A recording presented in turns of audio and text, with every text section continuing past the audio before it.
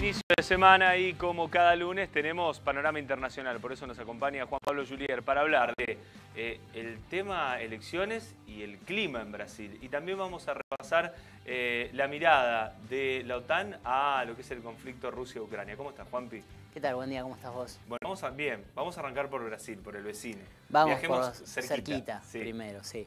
Bueno, Brasil, que está entrando en clima electoral, estuvo el día de ayer con un par de movilizaciones bastante importantes, ya de alguna manera mostrando esa medición de fuerzas típica que uno empieza a ver cuando se avecinan elecciones.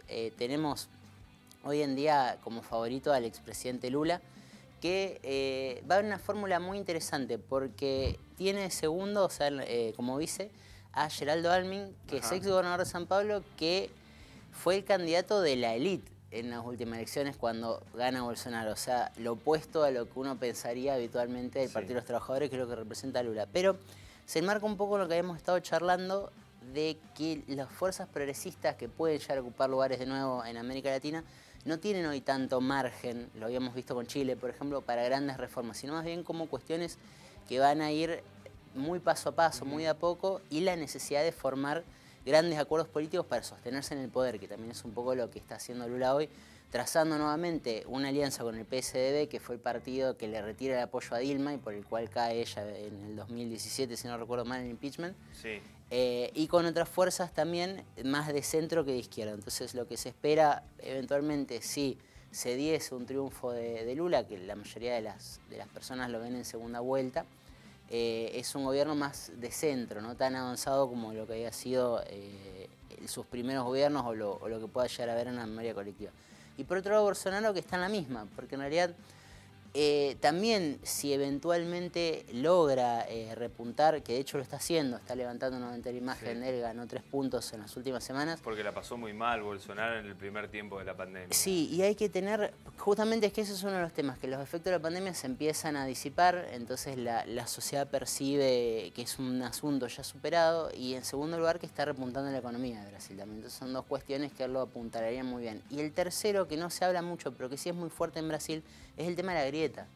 Bolsonaro tiene muchísimas posibilidades de volver a ganar, no tanto por los apoyos que haya logrado, tuvo también que moderar su discurso, y si tiene una segunda presidencia también va a tener que ser moderada, no va a poder avanzar en ese sentido con mucha fuerza tampoco.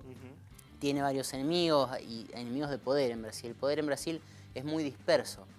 Los presidentes tienen una pequeña cuota y después hay un montón de instituciones, tanto de gobierno como privadas, que aportan a esto. Entonces, también es una construcción que va a tener que hacer, diría casi de nuevo en esta segunda elección, pero yo no lo descartaría como una posibilidad que reelija, dado lo que te comentaba recién, que la grieta en Brasil pesa mucho y hay que ver si para los brasileños no pesa más, digamos, el voto anti que finalmente una posibilidad de cambio en el gobierno.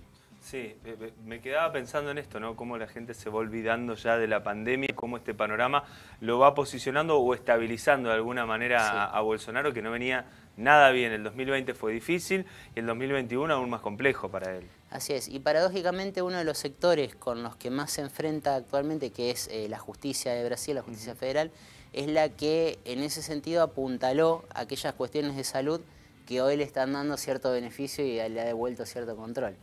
O sea que es un poco esta cuestión de lo que decía recién. O sea, el poder en Brasil está suficientemente disperso como que por ahí ciertas instituciones corrijan algunas cuestiones del Poder Ejecutivo, algo que no se ve en Argentina, por ejemplo, donde el poder, para la redundancia, del Poder Ejecutivo es un poco más central, entonces por ahí no tiene tantas posibilidades fuera de lo que es el partido político gobernante. Bueno, vamos a dejar Brasil de lado para hablar del conflicto Rusia-Ucrania, pero ¿cómo se posiciona hoy la OTAN, este organismo, en medio de esta situación, este conflicto bélico que aún continúa? Bueno, fue el tema de agenda en Europa porque estarían ingresando en breve Suecia y Finlandia a raíz de obviamente de la invasión de Rusia a Ucrania, que es lo que detona esta cuestión de seguridad y que le da vida a esta organización internacional que data de la Guerra Fría, de hace medio siglo al menos, y que en el último tiempo no tenía absolutamente casi ningún tipo de relevancia a nivel internacional. O sea, es algo que se enciende y comienza a tener otra vez auge a partir de esta invasión y que también pasa que, si bien inicialmente era Ucrania el que se planteaba el ingreso a la OTAN, y bueno, eso es lo que desata el conflicto con Rusia, iniciada la escalada bélica en el territorio ucraniano, los otros vecinos de Rusia se apuran o piensan que para su seguridad conviene más ingresar a la OTAN y evitar, si a Rusia se le diese por invadir nuevamente, alguna posibilidad, dado que, como toda alianza militar, la OTAN funciona de la siguiente manera: o sea, si se invadió alguno de los países miembros, responden todos. Entonces, en este caso, si bien a nivel conflicto internacional es mucho más peligroso, porque eso implicaría que si Rusia invade Finlandia, por ejemplo, sí, haya una guerra de alcance mundial nuevamente, porque ingresaría tanto Estados Unidos como la mayoría de las potencias occidentales de Europa, también hace que persuada de forma un poco más intensa también al Kremlin de tomar algún tipo de acción militar por ese lado. Más allá de eso, pareciera que lo que es acción militar, Rusia desde un primer momento se lo planteó solamente para Ucrania. Después, bueno, veremos cómo va manejando el avance de estos otros países, pero ya no es tan estratégico como el tema de Kiev, bueno, y sobre todo la región del Donbass y la región de Crimea, que sí era muy estratégica para Rusia.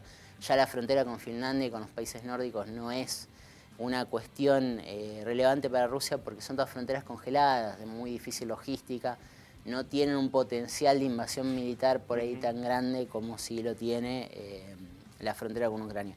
Además de que también, en cuanto a las bases de misiles, que es lo que siempre más preocupa a Moscú, están suficientemente alejados también como para que no sean un problema, a diferencia de Ucrania, que está relativamente a minutos de la capital. Entonces hay por ahí una cuestión ahí de estrategia militar distinta. Más allá, insisto, de que vamos a seguir viendo avances de la OTAN en este sentido, porque los países europeos han entendido que militarmente es mejor respuesta que la que puede llegar sobre todo la Unión Europea, que por ahí también tiene estas cláusulas de que si se ataca algún país miembro de la Unión, se responden todos, pero bueno, lo que buscan también es el accionar de Estados Unidos. O sea, la garantía pasa más por ahí, que es la principal potencia militar, entonces es una cuestión de seguridad un poco más compleja en ese sentido.